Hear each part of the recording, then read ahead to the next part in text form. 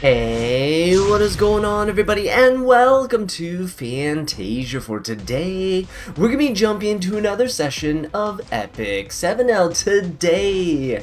Got some more draft mode for you guys. That's right, the series is coming back due to popular demand. Backseat battling as we watch LV Poppy on the left represent the global server versus Siegfried on the right as well, representing the global tag.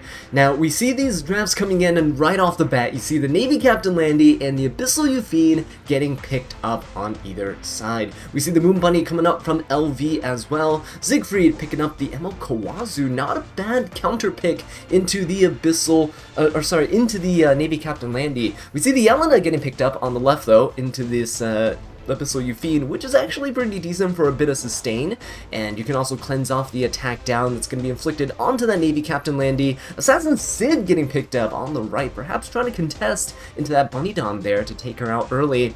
And we see Little Queen Charlotte and Remnant Violet getting picked up. That LQC is going to be huge because Siegfried currently has 4 dark units on their side in their draft. That Remnant Violet could also be really strong here. The evasion might help him survive against the Little Queen Charlotte, but especially Rylet's matchup into Navy Captain Landy. It's kind of a 50-50 toss-up. If he gets crit, he's definitely dead, but if he crits the Navy Captain Landy, that could be a one-shot for sure. Last 2 units getting picked up are Alencia and Bihu. Quite interesting. The Alencia doesn't really offer a whole ton to the team, but the Bihu on the right side does provide a little bit of utility in terms of combat readiness, in terms of buff strip, getting that unbuffable down, and getting that burn, which could actually kill the Navy Captain Landy, depending on the artifact that this Bihu is on. So let's jump into the actual match here and see how it plays out. The anti-crit buff that the Navy Captain Landy provides the team is going to be really annoying to deal with. But we see the Assassin Sid doesn't really care, actually, going straight for the Little Queen Charlotte, getting rid of that anti-crit buff, which is kind of nice. Bihu's additional utility here is that he can strip the rest of this anti-crit from the team, get an unbuffable up as well for the Alencia, which is huge. The only issue is he actually didn't strip it from the Elena, kind of expected. She's a really high resist unit, but he doesn't care. He's going to go in with the Kawazu into the Little Queen Charlotte, doesn't quite kill, and that's going to be a bit of an issue for Siegfried because now Elena can go ahead and use her S3, and she should be able to cleanse the unbuffables here, giving everyone the invincibility and the effect res buff. So probably should have held off on that Kawazu, but if he did, there was a chance that he would not take the turn because that Little Queen Charlotte is making her way up. She's getting healed by the Elena as well. Again, Elena being able to heal off of AoE attacks, which Abyssal Euphine can't help but to do. And now the Alencia is going to take her turn. She is kind of the weakest link on LV's side here, but she is going to be able to come in with an S3, get a little defense buff for the team. And now that Alencia is stacked on buffs, that Little Queen Charlotte also looking really healthy. Assassin Sid's probably dead from the splash damage. We'll probably see Little Queen Charlotte going for the Abyssal Euphine here. She doesn't actually have her buff from the balance patch that was announced, so she won't be inflicting extinction. This Abyssal Euphine is on Holy Sacrifice, but no, instead going for the Kawazu. Strange pick in my opinion, because Kawazu already uses S3. Even though he has the vigor buff, he wouldn't be that much of a threat. Now this Abyssal Euphine is gaining that fighting spirit. She's starting to become quite dangerous here. If she counters a single hit, she will be able to S3 on her next turn. And she also still has Holy Sacrifice, so even if LV is able to finish off this Abyssal Euphine, there's a chance that she might actually do some damage. Alright, well, we'll see what happens here, because Elena gets to take the turn. Everyone's going to be hitting Bihu and just praying that this Abyssal Euphine does not counter. If she counters anywhere here, it's going to be really, really bad. But 2 hits from Alencia, nothing just yet. And Abyssal Euphine is going to be taking her turn. Now, this is really bad for Siegfried, because now she'll be at the bottom of the combat readiness bar. And, ooh, she's going to be taking a counter from that Navy Captain Landy as well. So, now the Abyssal Euphine's so far back that everyone else on the team is going to be taking a turn before her. So, if they finish her off with this Navy Captain Landy's upcoming turn, could potentially soul burn it for a salvo as well. Then, you're going to see that the Abyssal Euphine is going to die when she revives. The Holy Sacrifice is still not going to be enough, I don't believe. There's a little pause action going on here, but it seems like we're back. And yeah, this is going to be really bad here. Look at this, the salvo, it's going to kill the Abyssal Yufine, but she's going to revive, holy sacrifice, but Little Queen Charlotte is staring her down with an 8-stack Hell Cutter. This is not looking good for the Yufine here. I don't know if she's actually going to be able to survive this. Another little pause coming out here, probably some little connection issue going on, but I still don't foresee that stalling this inevitable demise for the Abyssal Yufine. Oh, unless she lives and she counters, but Elena is going to come in and she is going to be able to cleanse the debuffs off of this Valencia. And while she doesn't have the Soul Burn, if she can land a defense break here, I think it's pretty much over. And there it is. There it is, guys. Defense break coming out. Abyssal Yufine gonna be taken out at the end. Very, very close. She was almost just about to take the turn, but unfortunately, didn't work out in the end. Alright guys, here we go with the second match here. Got some pretty cool profile cards actually. I like the one on the left with the nice little border action going on, right? Paying homage to the recent side story that we got. But Kaladin RD on the left, representing the Europe server, something you don't really see all too often. And on the right side we have Rose Diff, representing the global server from the Rose Garden itself. Love to see it. Okay, but we see our picks coming out. Navy Captain Landy first picked yet again on the left side, and Rose Diff getting the LRK on the right. For those of you guys who don't know how draft mode works, the 3 options you see in red and blue on the screen here are the 3 options that the opponents are seeing too. They don't get to see what the each other have, but they get to choose from one of the 3 that they have. So for example, right now Rose Diff can choose between Ilanov, Veronica, and Alencia, and add one of those to their draft. Meanwhile, Kaladin on the bottom here has a choice between Senya, Diane, and Summertime Syria. Now, the units that are shown to you are completely random, but they come pre-built with stats and artifacts and EEs as well. They'll be max imprinted, so you'll get to use them at their full potential. Right now you see Rose Diff going for a more aggressive play. Veronica is actually a speed imprint for the team, and we have Fairy Tail Tenebria, which is a pretty good opener as well. Last Rider Crown, pretty good damage mitigator, and he also provides a bit of damage with his S3. Meanwhile, on the left side, Navy Captain Landy, Abigail, and Senya, we're seeing a very defensive playstyle.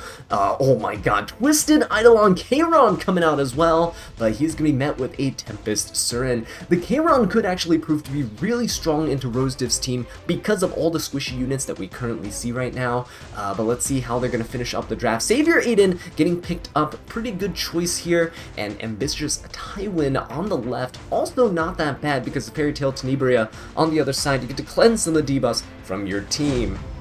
Damage Mitigator is going to be gone, Last Rider Crow is banned out, and Navy Captain Landy as well. Good choices on either side. Navy Captain Landy would be devastating to Rose Diff's team, especially because that team is really, really squishy, as you can see here. So let's see who is going to be going in this order. We see Veronica going first, but Fairy Tail Tenebria are very, very close behind. Not really sure who she's gonna go for here, but the immortality from Veronica is actually gonna counteract the immortality from the Abigail, which is kind of nice. The only problem here is that Abigail is actually put in the back line, which don't necessarily agree with, because while she can give immortality to herself, you prefer it to be given to somebody else here. And, you know, Kaladin could just focus down the Veronica early on before Abigail's passive gets procced, but we'll see what happens. Oh, look at that! The Abyssal Crown getting the stun from the Fairy Tail Tenebria. Meanwhile, they're finishing off the Senya by chipping her down. She's really low. She's currently stunned, but that doesn't really do anything for the anti-crit buff that she has built in. She has a defense break on her, so even on miss, though, or even if it doesn't crit, it's still gonna hurt quite badly. Aiden's coming in with the S3, gonna give the invincibility to the entire team, which is really smart. Ooh, Senya's gonna eat that crit to the face, though, and everyone here is invincible. Aitawi can just rip an S3, try to stun everybody, perhaps get a lucky defense break along the way. And then we're gonna see Kayron coming in as well. Now, this Aiden's gonna be countering here, and while she does have the Curse debuff, she is gonna be taking the turn, and she is gonna be getting rid of it. Otherwise, she'd be taking a ton of damage, especially if that defense broken Veronica gets attacked by anybody. Oh, hitting the Kayron there might not have been the best idea, because look at how low Veronica is now. But Tempest Surin has a greater attack buff right here from that Alexis Basket. No Thorburn coming in, which is very, very interesting. The S3 is going to come out, and it is going to be doing a massive amount of damage. A Tywin going to be going down in the process. Kayron's almost at max stacks here, so let's see if he decides to pop his S3. He's going to hold on to it, saying, no, no, no, we're going to wait for the full stacks. But meanwhile, Abigail's going to be going. She doesn't have her immortality proc just yet, but she is going to go for her S3. Let's see if she targets the Tempest Surin or if she's going for someone else. Going to go for the Fairy Tail Tenebria, not doing that much damage, but the curse damage onto that Aiden is starting to add up. While she is going to be able to take the turn here, Fairy Tail Tenebria going to pop that S3. Can she strip the counter buff? She can! Ooh, and Kayron also gets redirect provoked, and that is going to be terrible for him because he can't pop his S3 now. Tempest Surin going to take the turn, getting another greater attack buff, going to finish off the Twisted Idol on Kayron. It does make you think whether or not he probably should have popped that S3 when he had a chance on Kayron's previous turn. But Rose Diff going to be coming out on top. Alright, here we go. Once again, we got Toasty going up against Rose Diff from the previous round here. Seems like they're keeping in the winners, and there's just kind of a King of the Hill style match going on here. But Toasty representing the global server from BBDgens, the guild. Kind of like that. It's a funny name. Alright. But we see Mediator Coward getting picked up into a Conqueror Lilius. Seems to take us back to a couple metas from seasons past, right?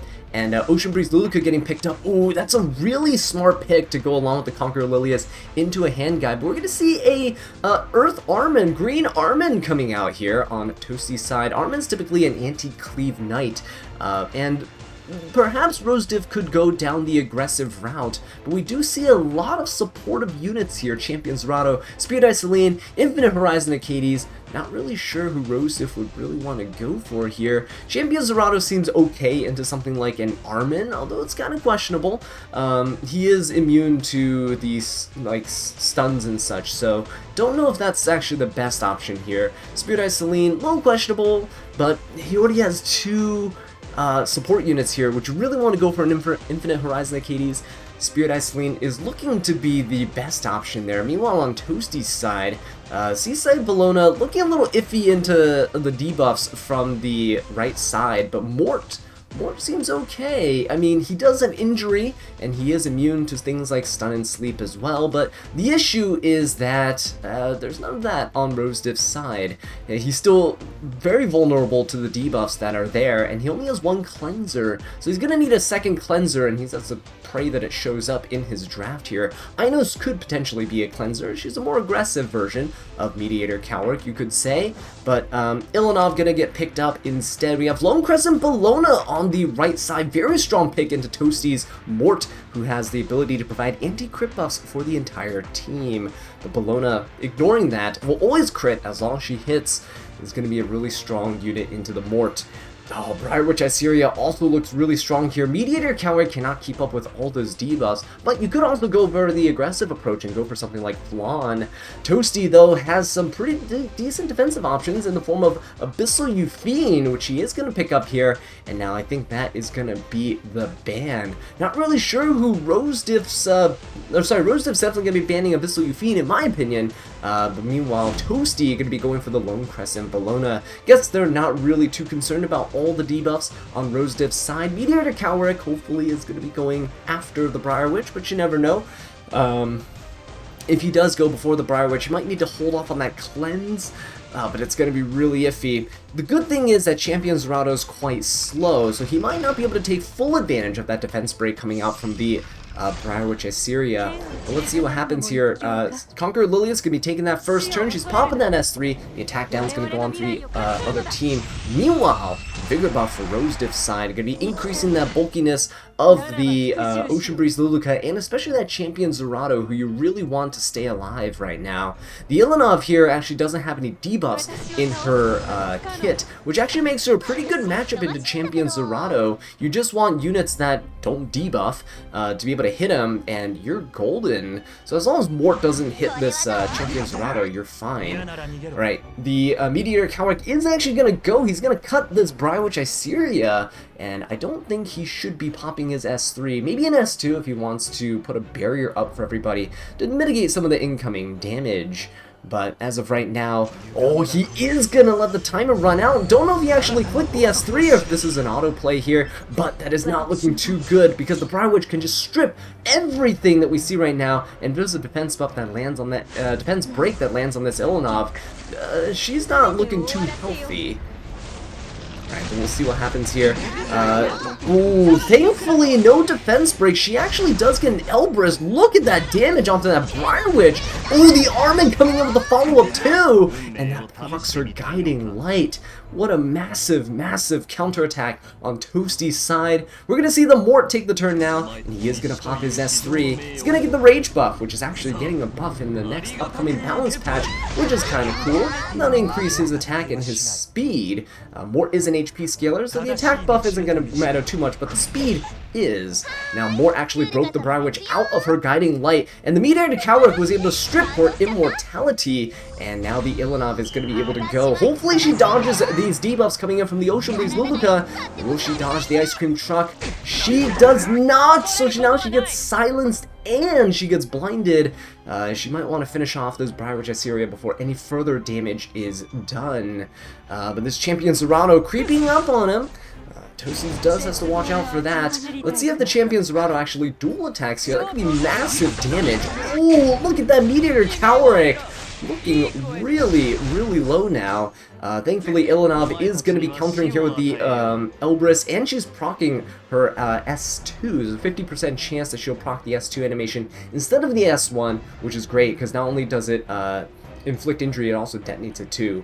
Right? So we're seeing here the Mort going to be going for the defense break. He actually does hit despite the blind. So that defense break coming in here, not too shabby. Champion Zerato going to go for the S3. Going to give himself that defense buff that he sorely needs right now. Meteor Cowrick going down. Look at all these debuffs on Toasty's side. Oh, is not looking great here. Green Armin is going to come in with an S3. She is able to cleanse a debuff off of everyone on the team. That does help a little bit, and a little bit of a barrier is going to help keep Mort alive as well. Unfortunately, Ilanov has the unbuffable on her, which means that this barrier is not going to be helping her out at all. Barriers act as a pseudo heal. Ooh, that's going to hurt right there. But is Ilanov able to make a comeback from this? She could potentially S3. And if she S3s here, she'll gain 50% combat readiness. Perhaps she could try to lap the opponent. Unfortunately, she doesn't get a crit damage buff here, but here it comes. More injury damage coming in. And that is going to be pretty substantial. Unfortunately, though, the Sea Lilia still looks pretty healthy. Mort's going to S3 too, adding more insult to injury. Or should I say injury to insult here, taking out the Sea Lilius. And that's right. You see the Ocean Breeze Luluka take the turn, push up the Champsy. But is it going to be enough? Is this Ilanov going to be able to soul burn that S2 and deal massive amounts of damage? Oh no, going to go for the S1. Actually, it might have been the S2 here, actually by itself, but yeah, Champion Zerato goes down, and that is going to be it. That looked like it was the S2, but look at that. Mort also able to ignore res when he has that rage buff, and that Ocean Breeze Luluka not able to do anything to stop that. So Toasty, while they were looking quite iffy at the start of the match, was able to make a comeback here, and is able to take down Rose Diff and take the win. Good job, Toasty. Next match coming right up, Toasty serving up some good stuff on the left side here. Going up against a newcomer, Ladderbit on the right, representing the Korea server. We're seeing a lot of diversity in terms of server representation in this episode here. And so let's see what these players have in store for us. A lot of debuffers for Ladderbit in their opening draft here. So Para is going to get picked up, and Navy Captain Landy again for that left side. Seems like you really want to be on the left side if you want to be taking these Navy Captain Landys. But latter bit now getting a choice of a few decent units here. None that are necessarily great into the Navy Captain Landy. Crow could be a damage mitigator, but Para does have escort buff.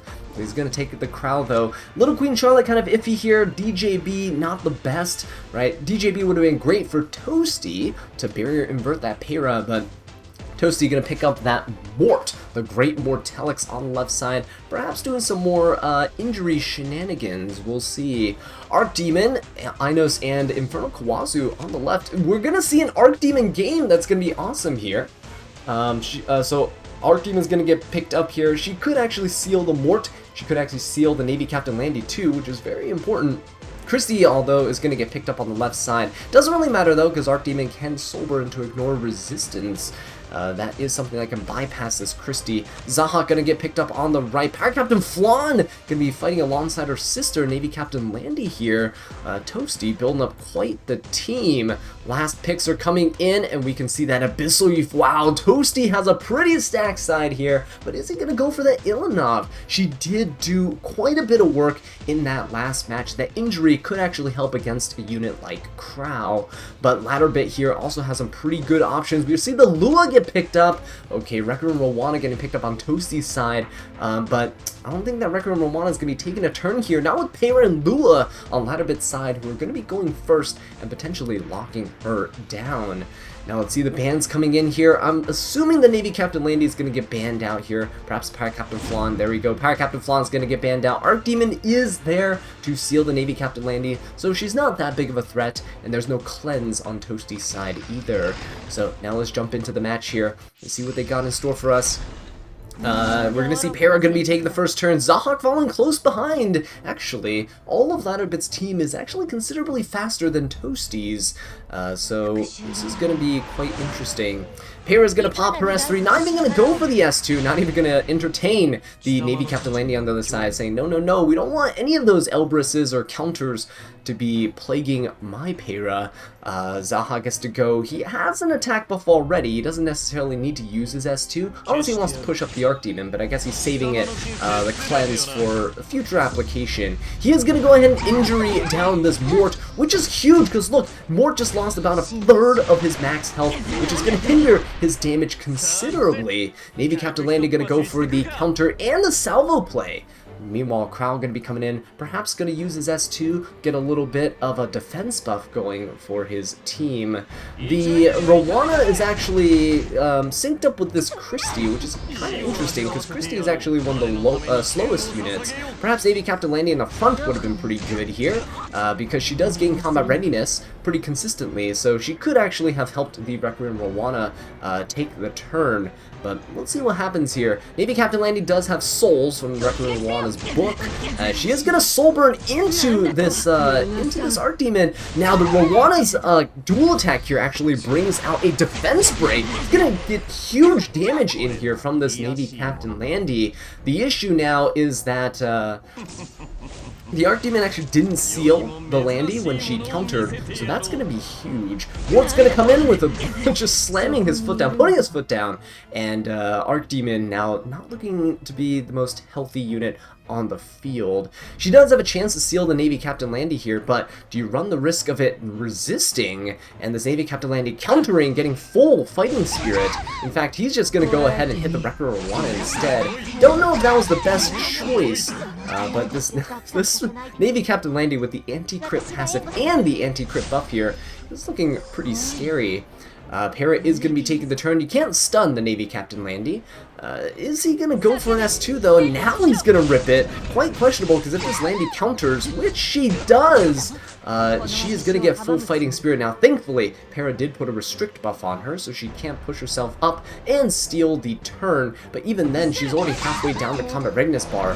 Things are looking a little spooky. Now the Mort does have a chance to soul burn and ignore resistance. Perhaps defense breaking the Archdemon here. Going to be taking her out. She is going to counter, but no seal coming out. Ooh, this Archdemon quite inconsistent with her seals, and that is going to hurt quite a bit. She does strip the does strip the anti-crit buff there, and we see the Fairy Tale for a Nightmare proccing as well. Now, Zahak does have a chance to go into this Navy Captain Landy. He's gonna cleanse the Archdemon. Archdemon actually has full focus, was not even paying attention to that. So Zahak's gonna go into the Navy Captain Landy. Not a bad choice to attack right now, especially because that Restrict won't let her push up here. Now Archdemon's S3 cannot be countered. We're gonna see Burns coming in, defense break on the Navy Captain Landy as well. Is she even gonna see the next turn to pop her S3 off? I don't think so. This Archdemon, even though she hasn't been landing her seals, has proven to be quite an integral part of Ladderbit's team.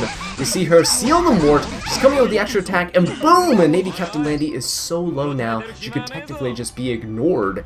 This crowd could actually just S3 instead, take out Mort or something of the sort, and we see the Burns finish off the Navy Captain Landy there, so Ladderbit gonna be taking the win with the Archdemon.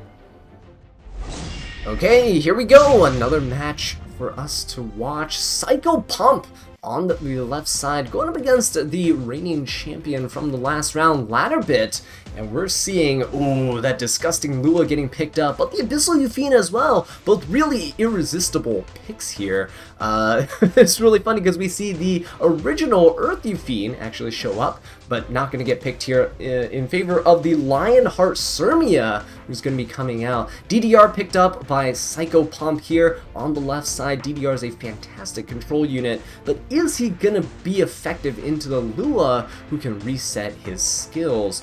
We'll have to see. Psycho Pump getting some pretty decent picks here. Crescent Moon Rin, a decent control unit as well, but the Spez getting picked up on Ladderbit's side. That is going to be quite scary because Spez now is a force to be reckoned with. We see more evasion units pop up for Ladderbit, Remnant Violet showing up, but hey, evasion for Psycho Pump as well, Closer Charles and Violet, but they're going to get ignored in favor of the Moon Bunny, and Moon Bunny is going to be great for this Lionheart and for the Lua, so not a bad pickup. Double evasion units getting picked up on Ladderbit's side. We see Assassin Cartusia show up too, but for Psycho Pump instead. I think a good unit here would be Architect Leica. She could actually be a force to be reckoned with, especially if the faster units on Psycho Pump's team are going to get banned out. Psycho Pump's choices here rather slow. Shu not great into evasion units because she can't use her Fwoosh unless she crits on her S1, and the Assassin Cartusia doesn't really benefit Psycho Pump's team much, doesn't really add much damage either, so Seaside Bellona looks to be the choice, but instead Shu is going to get picked up here. She does have a chance to destroy this Lionheart Sirmia, but we'll see how it plays out. Now we see the specially changed pilots getting picked up on Ladderbit's side. That's not a terrible option for adding some bulk to the team, some mitigation, perhaps. And we'll see what happens here. I think the Abyssal Euphine will get banned out. Oh no, we'll see the DDR instead. Lionheart Sirmia getting the Axe 2. Not really what I would expect here, but I guess the Specimen says does lend himself to have a pretty good matchup against the Abyssal Euphine, and with no real damage mitigation on the left side, he does have a good shot at one-shotting this Euphine here, but let's see what Crescent Moon Rin has to offer. She does have stuns, she does have buff steals, and she does have a crit damage buff for the team, which could actually benefit the damage of Shu and the Abyssal Euphine. She is going to go for the S3. She does hit! That is a really bold move to go for the S3 onto the Spez.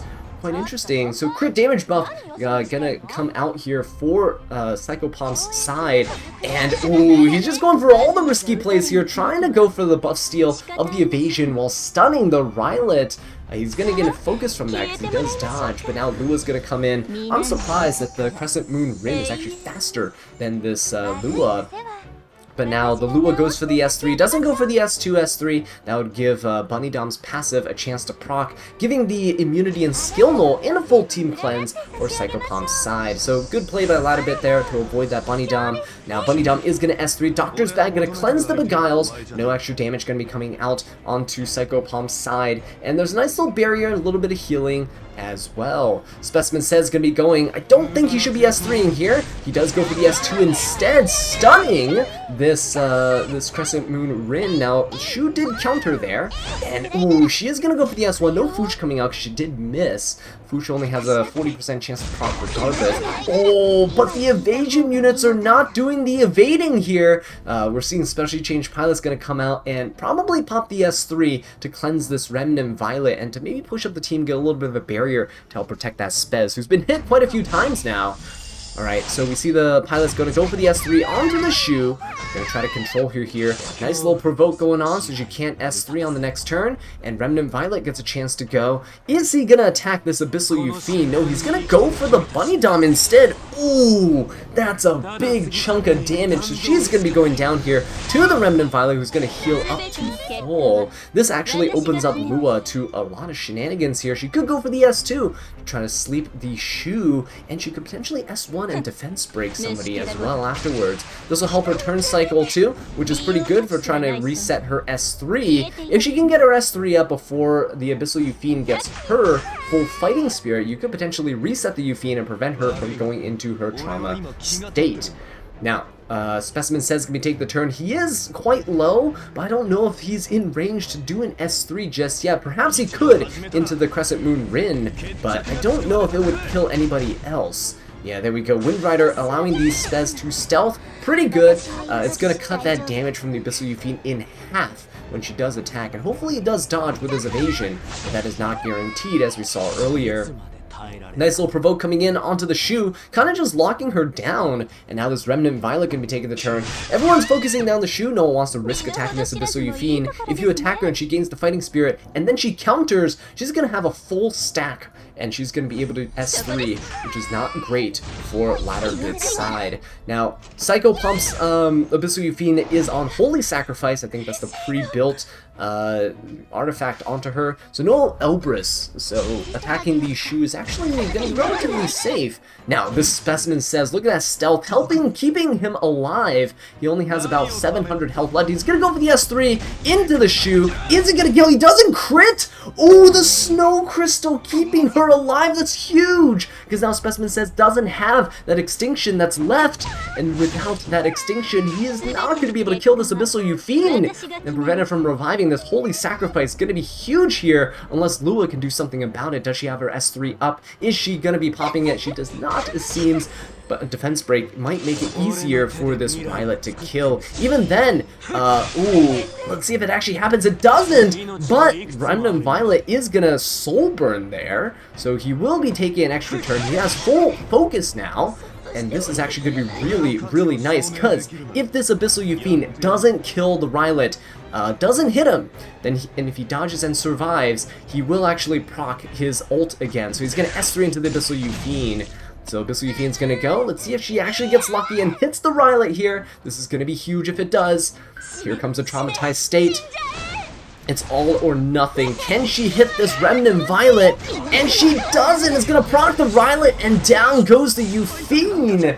And so there you go, guys. Psycho Pump, while he did live the Specimen Says S3 on the Shu, is not gonna be able to survive with that Abyssal Euphine. Remnant Violet taking the win for Ladder Bit. Alright guys, so with that being said though, thank you so much for watching this video. I really do appreciate it. If you enjoyed it, please leave a like and subscribe for more Epic 7 content. And until next time, take care.